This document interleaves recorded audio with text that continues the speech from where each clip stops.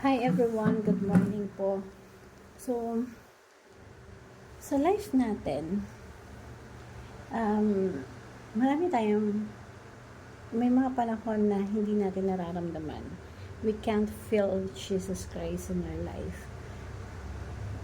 Doon sa mga panahon na yun, minsan nanlalamig din tayo kasi bakit di natin siya maramdaman. May mga question natin ng Lord, nasan ka ba? Bakit di kita maramdaman? Lalo na sa oras na mga kailangan natin siya. Pero, kailangan natin na itatak sa isip natin, the moment na inaccept natin siya as Jesus Christ, inaccept mo siya sa buhay mo as Jesus Christ, as your Savior, panghawakan mo na yung sheer faith na kailangan meron ka.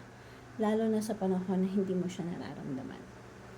Because dun sa panahon na hindi mo siya nararamdaman, that was the time na mas dapat mapalapit pa tayo sa Kanya. Because God tests us sa mga panahon na yon. That we have that sheer faith, that belief, panghawakan natin. Na the moment na andun tayo sa sitwasyon na yon, mas lalo pa tayo napapalapit sa Kanya. Because we walk by Him. Kapag ka andun yung belief mo na we walk by Him, whatever the situation that we have, mas lalo pa tayong nasa tabi niya. Mas lalo pa tayong malapit sa Kanya. Kahit anong sitwasyon, dapat andun yung faith. Panghawakan mo yung faith na yun. At napakasarap ma-experience yung kahit andun ka sa sitwasyon na yun, pag yun ang pinanghahawakan mo, mas masarap sa pakiramdam. So, i-practice natin, apply natin sa buhay natin.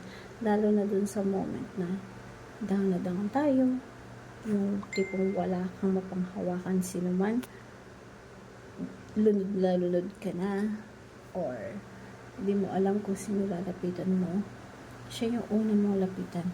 Tinetest niya yung faith mo sa Kanya kung hanggang saan. Kaya ito na yung pagkakataon mo. Hindi natin alam kung ano yung sitwasyon ng bawat isa. Hindi ko alam kung ano yung sitwasyon mo. Pero sa anumang sitwasyon mo ngayon, sa Kanya ka unang lumapit. Sa Kanya unang mong panghawakan yung mga bagay-bagay. And i-practice natin yun. Because yung faith na yon na meron tayo, yun yung makakapagpabago ng buhay natin. Yun yung makakapagpabago ng sitwasyon na meron tayo. Yun yung makakapagpabago ng mundo na ginagalawan natin. Hope you learned something. Thank you everyone and God bless.